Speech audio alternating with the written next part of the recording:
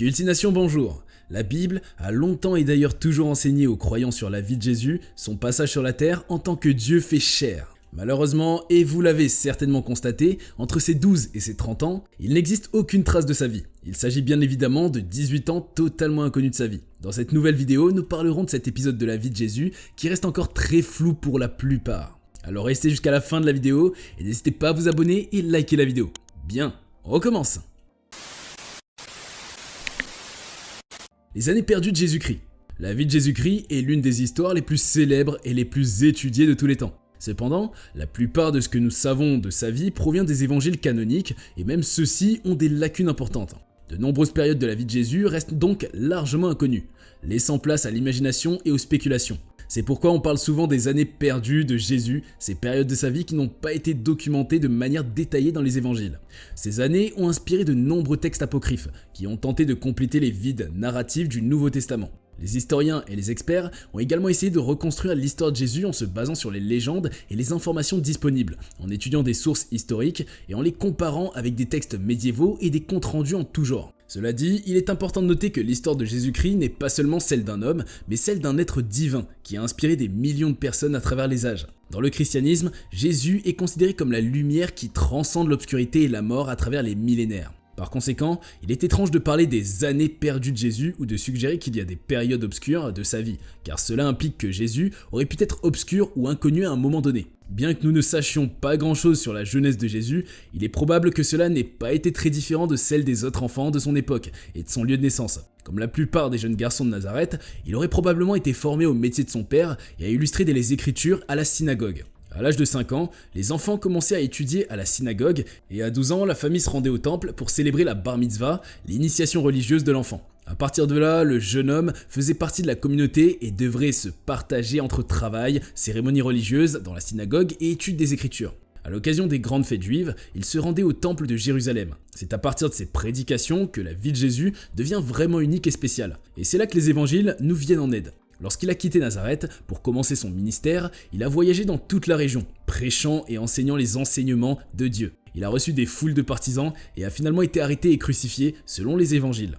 La vie de Jésus est donc avant tout une histoire de ses enseignements et de sa mission, plutôt que de son passé ou de son enfance. Afin de mieux comprendre, parlons de son enfance et de sa jeunesse. De l'enfance à la jeunesse de Jésus.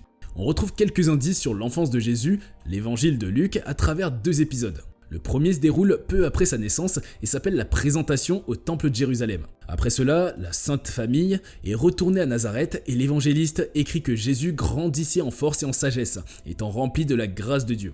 Le deuxième épisode également est l'égarement et la découverte de Jésus au temple. Chaque année, lors de la fête de Pâques, Joseph et Marie, ses parents, se rendaient à Jérusalem et à l'âge de 12 ans, ils apportaient Jésus avec eux pour célébrer sa bar mitzvah. Après la fête, la Sainte Famille commence son voyage de retour, sans remarquer que Jésus est resté à Jérusalem. Finalement, Marie et Joseph le retrouvèrent au temple en train de parler avec les maîtres. Face à leur angoisse, Jésus leur demande pourquoi ils le cherchent et leur fait comprendre qu'il doit être aux affaires de son père. Ces 2 épisodes donnent un aperçu de la vie de Jésus enfant, mais ils sont peu nombreux et brefs. Malgré cela, ils donnent une idée de la piété et de la sagesse qui étaient présentes en lui dès son plus jeune âge. Il est probable que Jésus ait donc suivi les traces de son père terrestre en devenant menuisier ou charpentier à Nazareth, car les menuisiers de l'époque étaient également des constructeurs. Dans les évangiles de Marc et Matthieu, Jésus est appelé tekton, un terme grec qui peut signifier charpentier, maçon, menuisier ou forgeron. La théorie selon laquelle Jésus travaillait avec Joseph dans leur atelier familial est confirmée par un des premiers épisodes racontés dans l'évangile de Marc, où Jésus commence à prêcher à Nazareth en tant que trentenaire. Les habitants locaux sont d'abord agacés par ce jeune homme qui ose enseigner dans la synagogue le samedi, comme s'il était un maître. Mais notons que là, il n'est aucunement mentionné ce que Jésus fait réellement avant ses 30 ans. Plusieurs sources vont le citer dans plusieurs pays, notamment en Inde. Jésus en Inde.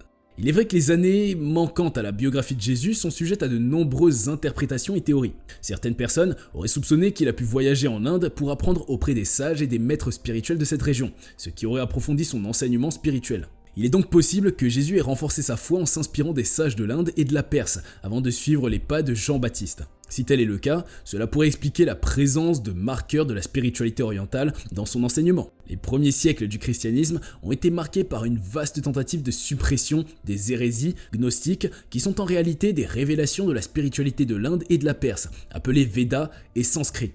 Bien que ces révélations aient été provoquées comme des hérésies dans le judéo-christianisme, certaines ont survécu et ont permis à façonner le christianisme tel que nous le connaissons aujourd'hui. Lors de la naissance de Jésus, les mages ont évoqué l'Orient et la religion indo-iranienne. Cependant, la légende selon laquelle Hérode aurait appelé le massacre des jeunes enfants de Judée serait fausse, car en réalité, cela fait référence au conte indien sur la vie de Krishna, incarnation de Dieu sur terre en Inde. La Bhagavad Gita, qui est considérée comme l'un des joyaux de l'épopée de Krishna, traite de sujets tels que l'incarnation, l'immaculée conception, la transfiguration et la résurrection qui sont des mystères préservés du christianisme.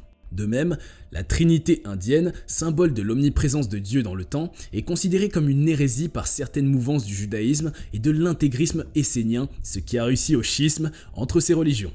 Cependant, il n'y a pas de preuve historique solide pour appuyer cette théorie, et elle reste largement spéculative. Les évangiles ne mentionnent pas directement de voyage de Jésus en Inde ou en Perse, et la plupart des historiens ont estimé que Jésus a probablement passé la majorité de ses années en Palestine, peut-être en travaillant comme charpentier ou menuisier. Par ailleurs, les récits bibliques de la vie de Jésus sont avant tout des textes religieux plutôt que des documents historiques. Les évangiles ont été écrits des décennies après la mort de Jésus, et ils ont transmis oralement pendant de nombreuses années avant d'être mis par écrit. Par conséquent, il est difficile de distinguer les faits historiques des éléments mythiques et symboliques dans les récits bibliques. En ce qui concerne l'histoire de l'Ancien Testament, il est vrai que les découvertes archéologiques ont parfois remis en question certains éléments de ces récits. Cependant, il est important de noter que l'archéologie ne peut pas tout prouver ou réfuter, et qu'il est toujours possible que de nouvelles découvertes éclairent certains aspects de ces histoires. Un nouvel enseignement.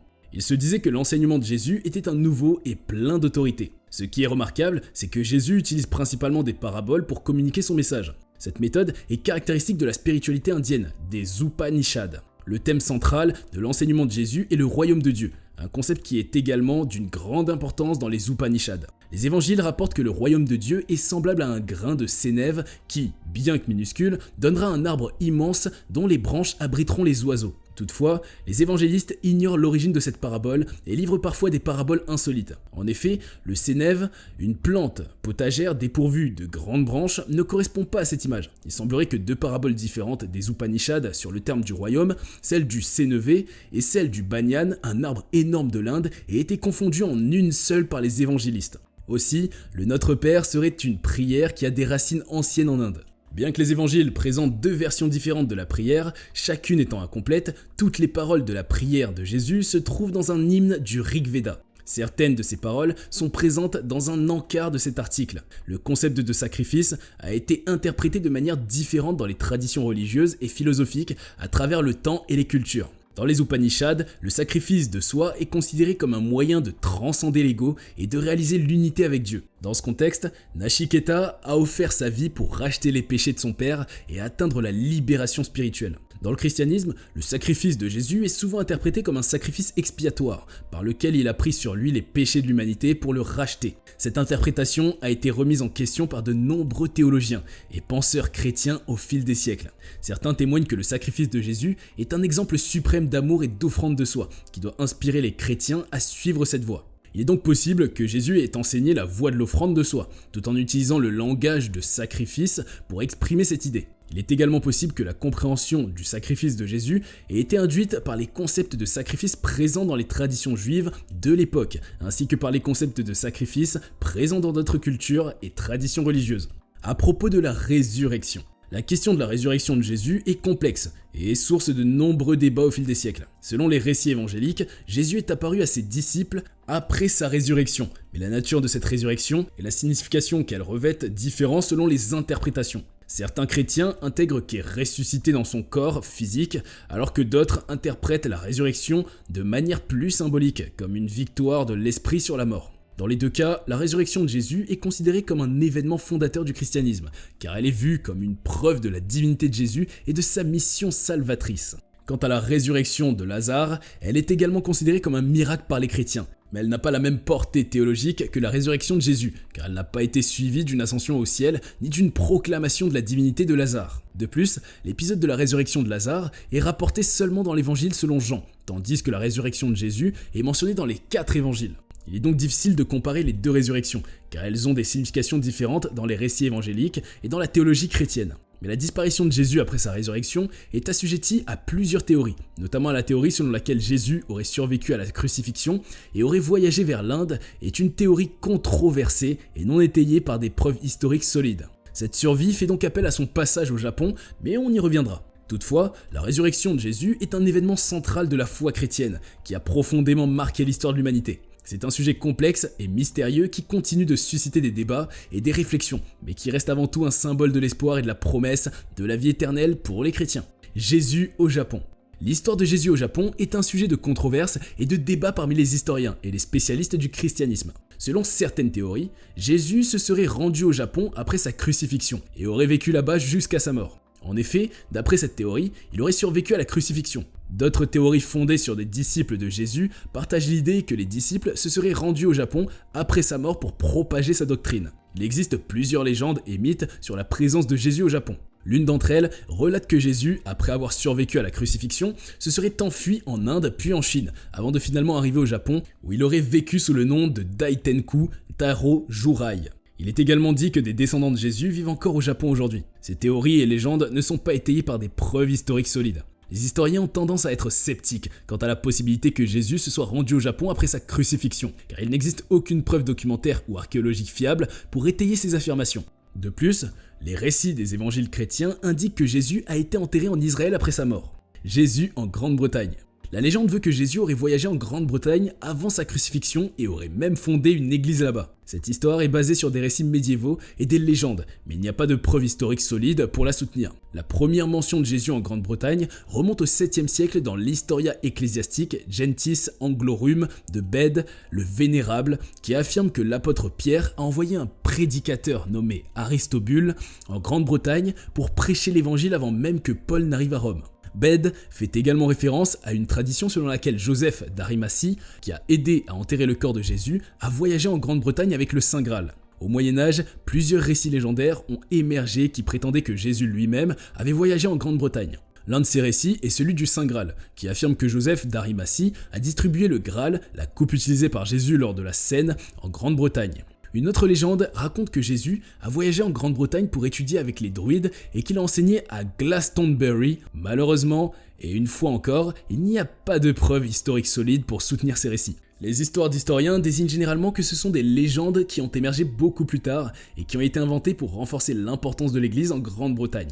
Les autres théories. Pour certains, notamment pour les chrétiens, il est vrai que l'histoire du Nouveau Testament a été interprétée et transmise à travers les siècles, avec les inévitables ajouts et omissions. Mais cela ne signifie pas nécessairement que nous devions réécrire l'histoire pour découvrir la vérité du message de Jésus. En effet, la vérité de ce message est intemporelle et universelle et se trouve dans l'essence même de ses enseignements. Selon eux, le message de Jésus n'a pas besoin de preuves historiques pour être authentique. Sa valeur est déterminée par sa capacité à transformer nos vies et à nous inspirer à agir avec amour et compassion. C'est dans l'application de ses enseignements que nous trouvons la vérité de sa parole. La foi en Jésus ne doit pas être confondue avec la croyance aveugle en des dogmes ou des mythes. La foi authentique nous conduit à une compréhension intime de la nature divine de l'existence et à une conscience de l'omniprésence de Dieu. Elle nous invite à renaître spirituellement et à nous unir à la source de notre être. Les années perdues de Jésus sont un mystère qui continue de fasciner et d'inspirer de nombreuses personnes à travers le monde. Que ce soit au Japon, en Inde ou en Grande-Bretagne, les récits et les légendes sur cette période de la vie de Jésus nous invitent à explorer les différentes cultures et les croyances spirituelles qui ont transmis l'histoire de l'humanité. Dites-nous en commentaire ce que vous en pensez et surtout n'oubliez pas de vous abonner et de liker la vidéo. A bientôt dans un nouvel épisode sur Cultination.